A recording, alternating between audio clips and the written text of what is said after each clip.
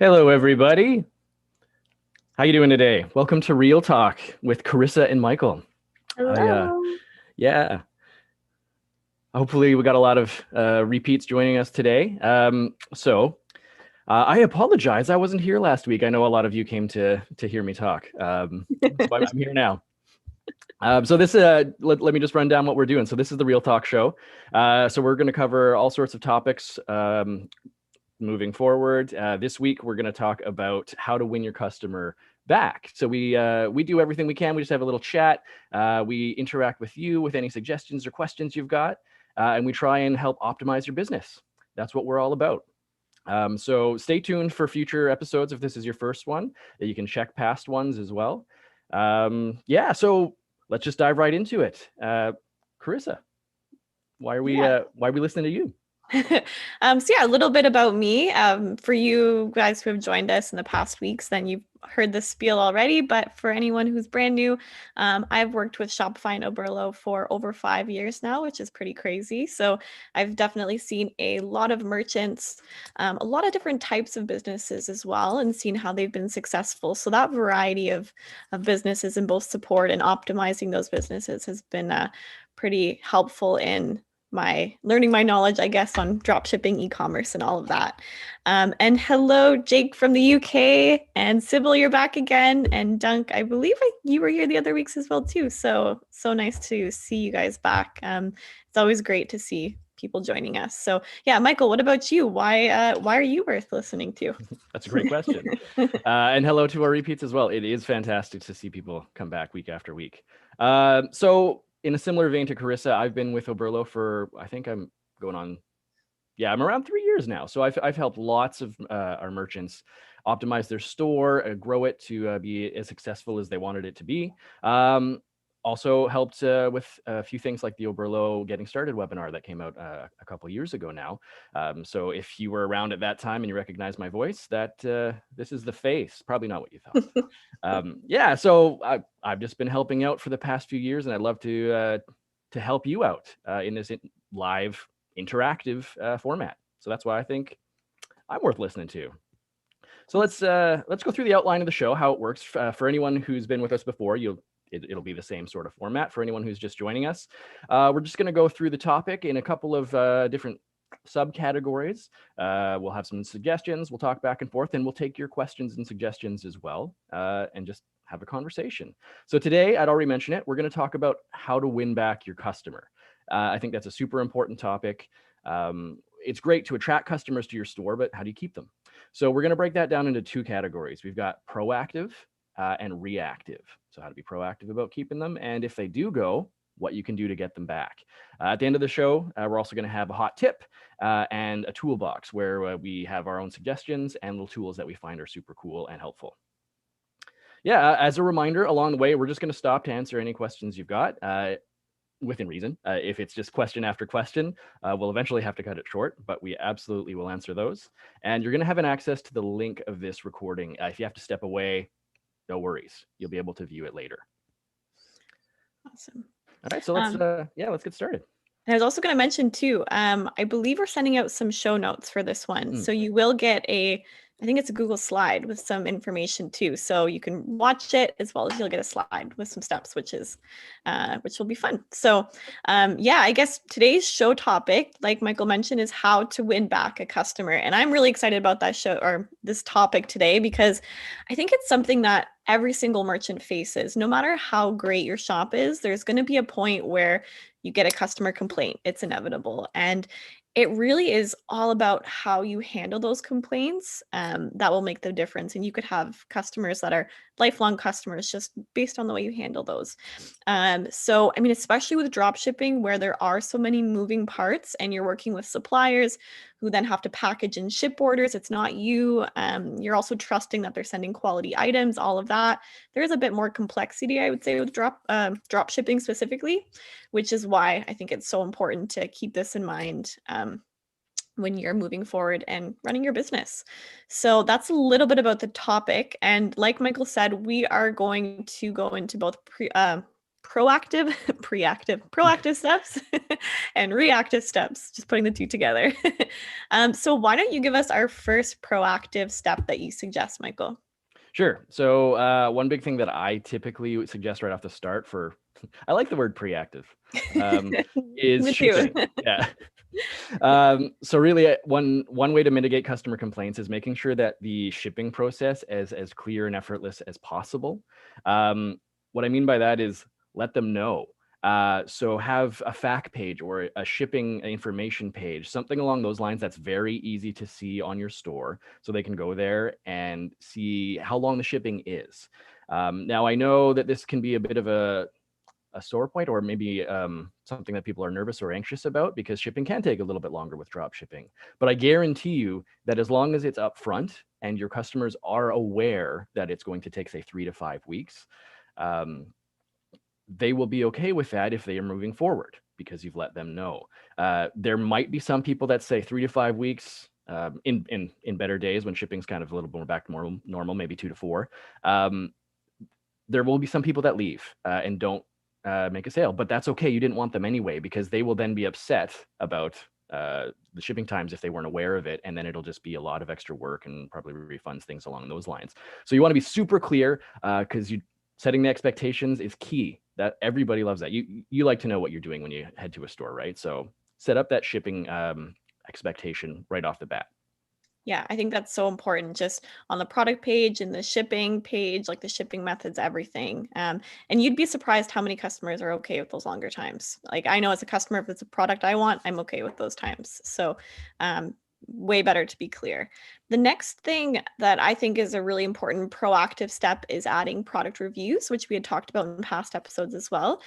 But adding reviews helps establish a sense of trust in the sense that as a customer shopping, I can see how other customers feel, how other customers experience that shop, how others felt about the product quality.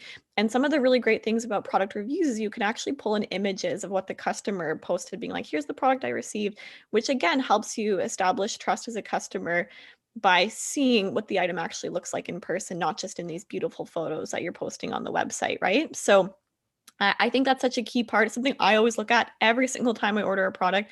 I always check the reviews personally.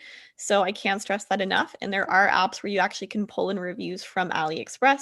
So that way, if you don't have any reviews while you're getting started, which is totally normal, you can pull those in and it looks like you do actually have some reviews just getting started.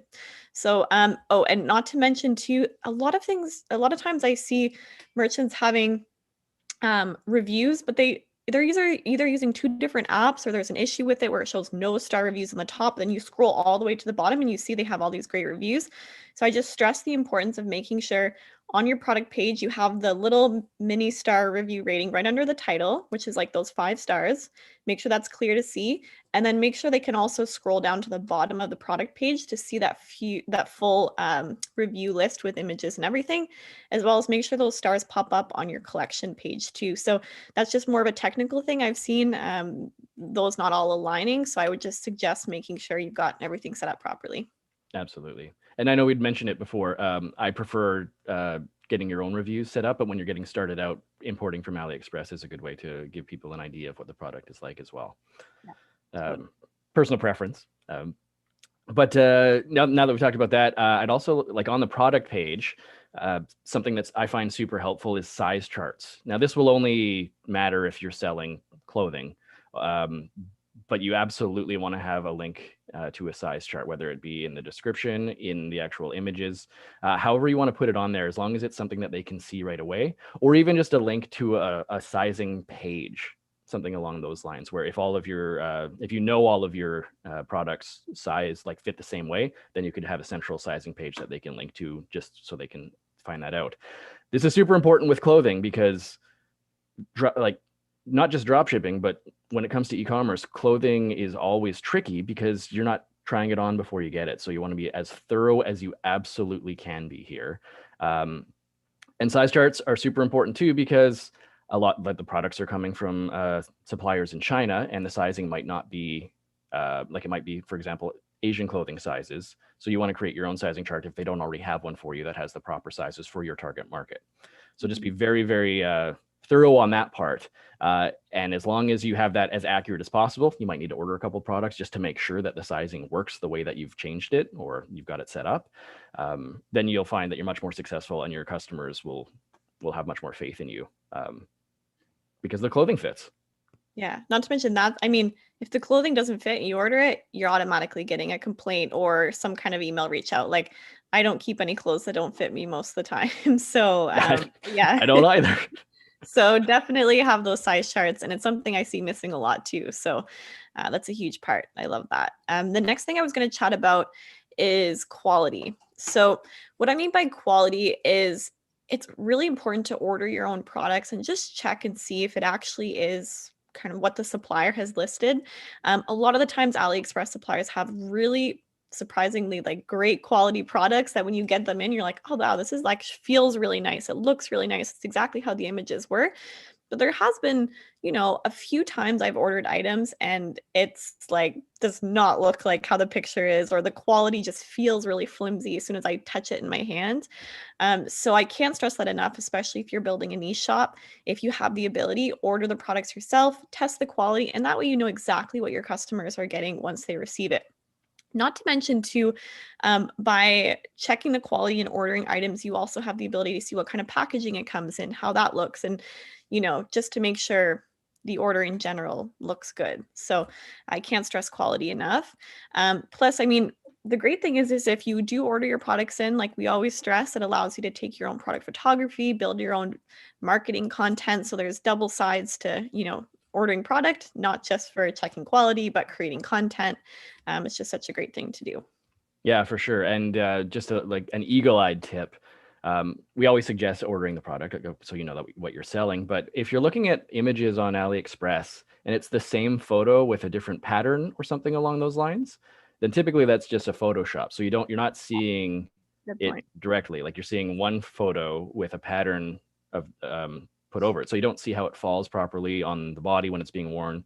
So just look out for that. Like if every different color or design of a certain product is the exact same image, you're not seeing a true representation of that. So that's when it's a good idea to order it, just to check it out.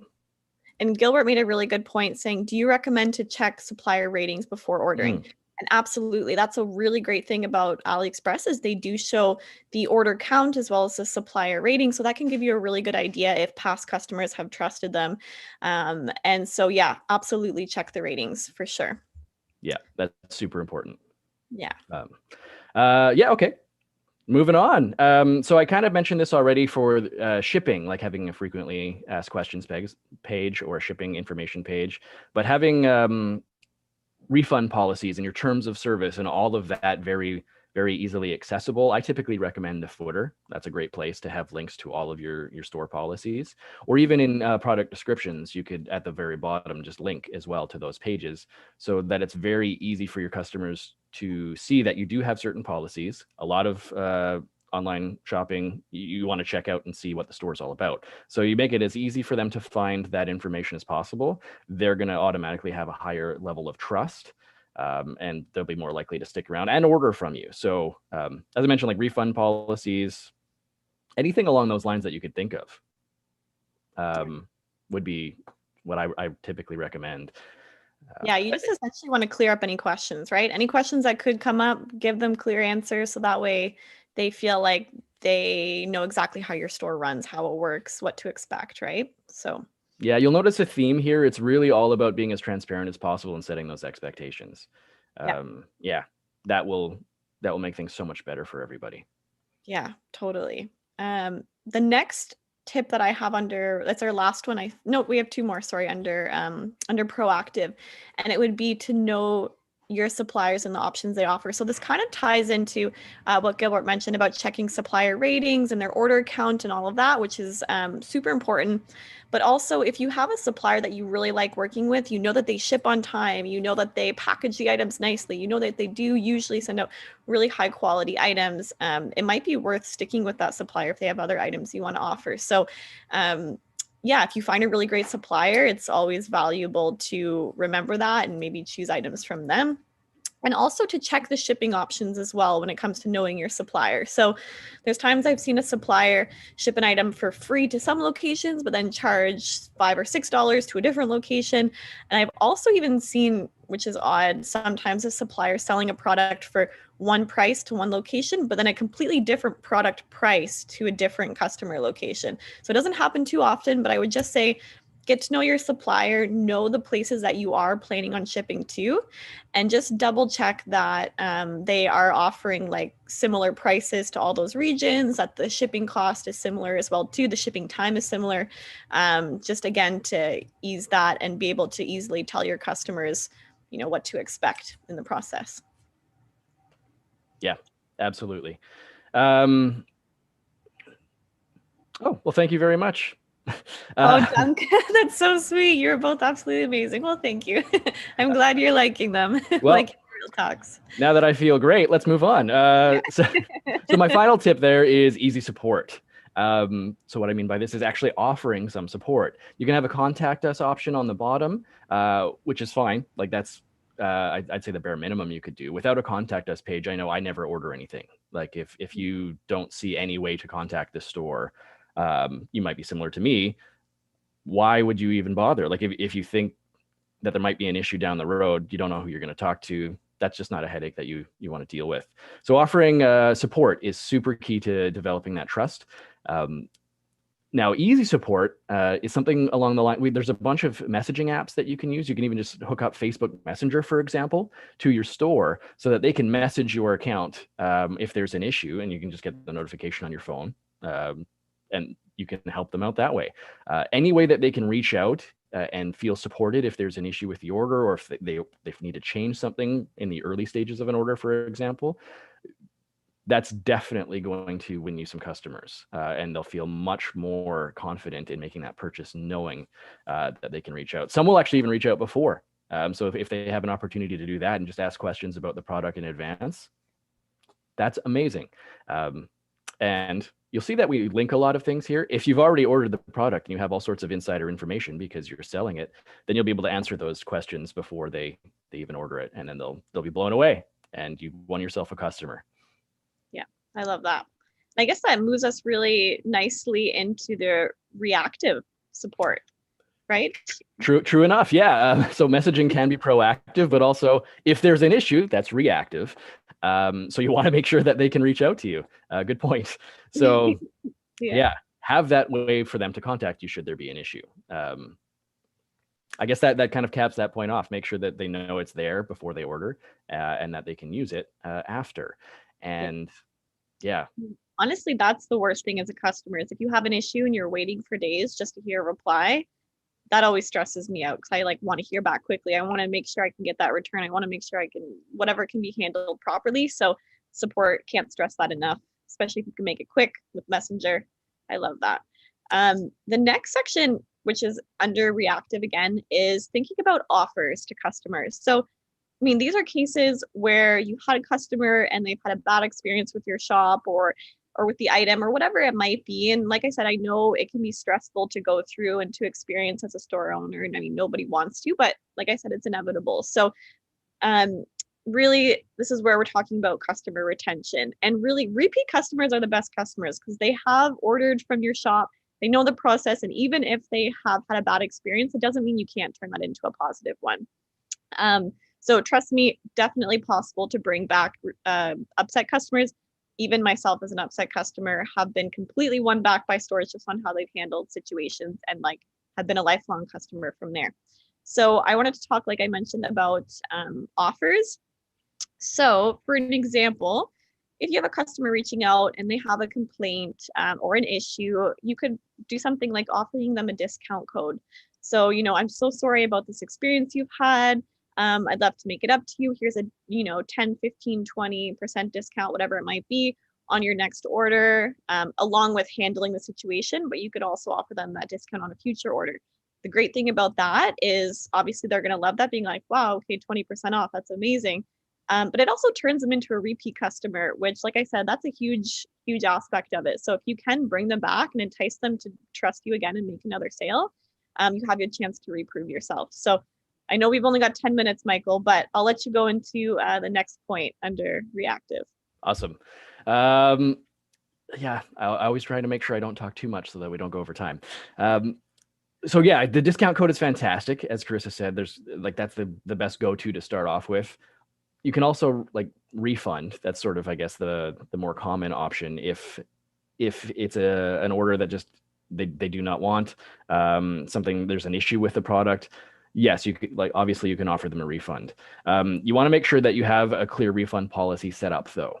As I mentioned before, like on one of the pages, like having those footer options. So you can have a refund policy there that states whatever you want it to be, really. There's some templates that you can use. I typically recommend offering the refunds if there's an issue with the product, but it's totally up to you. You could set it up however fits your business model, but just make sure that they know, so it's very clear, and they have that understanding. And then if the discount code isn't something that works for them, you can offer that refund. Usually we recommend photo evidence, but that's up to you. Excuse me. If your business model allows just for refunds sight unseen, that's okay, but I usually steer clear of that. Yeah. And I think that's a good point. These are all going to be tailored more towards your business and the type of products you're selling. So the next point I was going to say is sending a new item. So if, for example, you're selling items which only cost you like a couple dollars to ship, like they're not that expensive, it actually might be better for you just to send the customer a brand new product, not even ask for the item to be sent back, because sometimes items being sent back, that shipping fee can be more than just you ordering a new product itself to the customer. So again, you really got to think about, am I selling items that are a few dollars? Am I selling items that are maybe $50? In which case, if it's a $50 item, maybe you do want to do a refund and get them to send it back to you. Or if it's a few dollars, you just want to send them another free product. So think about your business, think about what would work best for the customer, but not only them, for you as well, efficiently just running your business. And that could be an option as well. So I've seen that as well. Just straight up being like, I'm so sorry for this issue. I'll send out a new one right away. And you can keep your existing item. So I've seen that before. And then, yeah, moving into the next one of free product. Yeah, so it's kind of this, it's the same idea, except instead of sending another product of the same one, excuse me, my throat's doing something weird. There we go, just clear it on mute. You can send them something else, like a small free gift, just kind of as a, like, I'm sorry, this could be in a situation where the experience wasn't quite what they wanted, but they're still okay with the product. They just maybe weren't as happy as they could have been. You can send them a small gift. So another product that's fairly inexpensive, doesn't cost too much, but is really just more of a sweetener, as it were. Like, I'm sorry that the experience wasn't as good as you wanted it to be. For example, if shipping took a very, very, very, very long time, which can happen from time to time, usually it's within the dates that are offered by the suppliers, but you can't control that. And sometimes it just gets delayed somewhere. You could always send them a free gift as a way of an apology or something along those lines. I understand your frustration. It's been, like, I'm sorry that it wasn't within that time period, or I'm sorry the product's not exactly what you want it to be. We can send you this. How's that sound, sort of thing? Like, I think that's a good way to go about it too, because it shows the goodwill, and you want to keep their business. Yeah, that's all I got for that one. Yeah, and I think it's such an important point to make. You've got to think about it from the perspective of running a business too, where if you're advertising and you're creating an ad, maybe that cost per customer acquisition is $3, $5, $10, however much it might be. But if your way of bringing back that customer is just sending them a $3 product, like, money wise, it's worth it just to be like, here you go, I'm so sorry. And as a customer, you feel so valued, being like, wow, the store really went above and beyond. They even sent me a free gift. They apologized. They, treated me as though, like, I'm a human and this is the experience I went through, and they handle it in such a nice way. So yeah, that's a cool little trick, just sending a free product. So I think overall, I mean, all of these put together, we can't stress enough the importance of just making your customer feel that your site is trustworthy and that they feel like they have all the information they need, whether it's before they purchase the product or after they purchase the product. They know they're going to feel valued and supported throughout the whole time. So I think shops that really handle those issues well are the ones that are going to get those customers back. So it's definitely not something you want to, overlook. Absolutely. Actually, I'm Yeah. just going to jump in 1 second. Yeah. I know we say like sending like a $3 product, for example, and a $5 product or something along those lines. That sounds like it might be like low cost in a situation where a customer's unhappy. But I just want to clarify again. We talk about this a lot, but the low cost doesn't mean low value. It's just like retail stores. It's just you're seeing the other side of it if you're not used to seeing that factor. Markup is huge if you're going into a brick and mortar store, and it's the same online too. So a $5 product you might see in retail for 20 or 25, for example. So it's as long as it's a valuable product that you're sending, that's great. Yeah. Awesome. And we have a whole section on past customers that we were going to mention. And I think we could do it super quick if we can do a speed round of that, Michael, before we hop into the next Yeah. section. And like I said, this will all be in the slides too. So don't forget, you can check that out as well. So I just really wanted to quickly address past customers because yes, you have customers before they place the order. You want to establish trust. You have how to handle them if they're upset or there's an issue. But don't forget about the customers who actually have come to your store, placed an order, or we're about to place an order. And those are customers you can win back in a sense too, right? So as an example, if a customer visited your store, don't forget you can do things like creating Facebook or Google retargeting ads. So people who've actually clicked and gone to your store are most likely interested on the products and items you're selling. So you can always retarget them with advertising. So I just wanted to mention that quickly. And Michael, you can go into yours next. Sure. I've mentioned this in the past for anyone who's watched before. I think my middle name is just abandoned checkouts, but like abandoned checkouts is super valuable because it will show all the customers that just didn't make it through the checkout. Did they leave it there? Like maybe they got distracted. Maybe there was something that they just didn't quite sit the way that they wanted it to, but you can reach out to them and try and get them back. You can email all of those abandoned checkouts with an offer, like we talked about before, 10% off, or maybe like a buy one get one option, something along those lines. So those were potential customers that just something stopped them, or it could simply be they forgot. So just reach out, see what you can do to bring them back. So I usually like the offer. Honestly, like just a 10% off, something along those lines. And you got to think those are the customers that got so close to purchasing. Like they literally got to the checkout, started filling out information. So I feel like those customers would be so easy to target and they definitely were very interested. So don't leave those behind. And the last thing I was just going to mention under past customers is people who have actually ordered on your shop. They've completed an order. They may have not had an issue or a complaint, but a great thing you can do with these past orders is retarget them in the sense of sending them marketing campaigns or emails saying like, hey, we hope you loved your product. You might also be interested in this product. So if you have other items that kind of align with the specific type of product that customer ordered, you can also, retarget them, market them, and it's a great way to bring them back as repeat customers and remind them of your store. So that was my last tip for that. Awesome. So yeah, I think we should hop into our last section. We got 2 minutes. And like I said, we always go into the hot tip section, which is some kind of a marketing tip or success story, whatever it might be that we've found useful. So my hot tip isn't really a resource, but as we move from 2020 into 2021, I just want to remind everyone to reflect on the year and just think about your why. So why is it that you're starting this drop shipping store? Like what are your big reasons for doing that? Like what in the process do you love as well? Is it that you love sourcing and finding products, or maybe you love the advertising side and creating different advertisements, or maybe you're more like the creative side and you love branding and creating product photography, or whatever it might be. Figure out the why you're doing it, what it is you love doing, and figure out ways that you could bring in other people to help with those parts that you maybe don't like so much. So just everything about optimizing your business, optimizing your process. And I think that'll help people get excited about, optimizing their store in 2021. So I just wanted to leave on that note for myself. That's great. Have I mentioned abandoned checkouts? That's not my hot tip. I'm gonna mention that every show, because it's worth it. Really, my hot tip is more. We've talked about being proactive and keeping customers in the loop.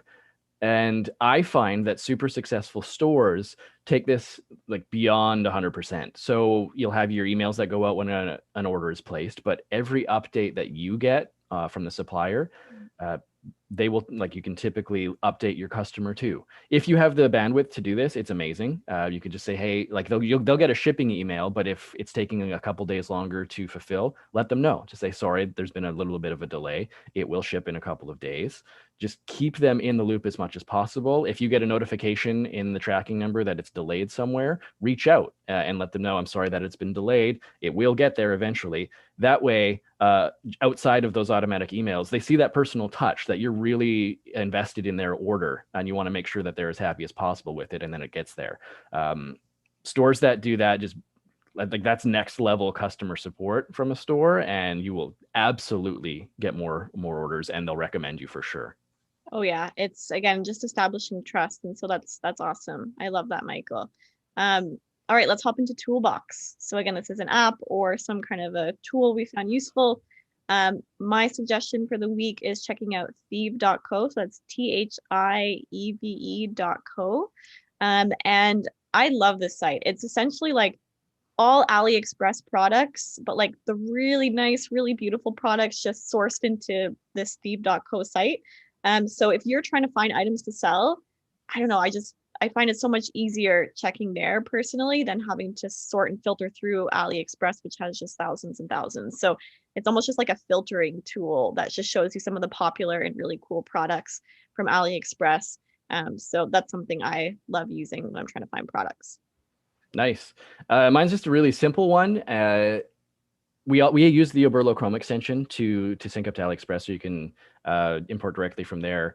But one thing that is in some of our help docs, but a lot of people don't realize, is that when you're on the search results page in AliExpress, if you actually click, so this is more of a hot tip, I guess, than the toolbox, because you need the extension anyway. But if you click on the extension and you're not aware of this, you can add more filters to it. So you can really customize the display, so it shows you lots of different things, like shipping types and things like that. So I really find that that's helpful, and it's something that's missed by a lot of newer merchants or even seasoned ones, because you just don't typically click on the icon on the search results page. So that's what I got. Just make sure that you're utilizing that, because there's a lot of really powerful filters in there to make your life easier when you're searching for products on AliExpress. Yeah, totally. I love that. All right. Well, I think that wraps up our show, Michael. So again, leave a comment in chat. Let us know what you liked, what you didn't like, what you would like to hear in future episodes, what we could do better. And just a reminder, we're actually going to be skipping a few weeks. We're going to be back on January 4th is our show, our next show. So that's the first one of the new year. It's starting back on Mondays. So I know we were doing Wednesdays, but we're going to be doing Mondays moving forward. And the January 4th episode will be about how to build hype around a product, which is perfect for the new year. Those of you who are starting new goals, everything like that. So get excited, and we will be talking about how to build hype around a product. So thank you, everybody, and we will see Thanks. you January 4th.